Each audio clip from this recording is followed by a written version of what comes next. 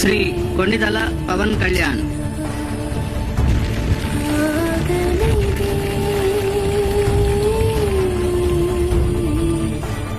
కొణిదల పవన్ కళ్యాణ్ అనే నేను శాసనసభ సభ్యుడిగా ఎన్నికైనందున శాసనం ద్వారా నిర్మితమైన భారత రాజ్యాంగం పట్ల నిజమైన విశ్వాసం, విధేయత చూపుతారని, భారతదేశ సార్వభౌమాధికారాన్ని, సమగ్రతను కాపాడుతానని, నేను స్వీకరించబోయే కర్తవ్యాన్ని శ్రద్ధాశక్తులతో నిర్వహిస్తానని దైవ సాక్షిగా ప్రమాణం చేస్తాను.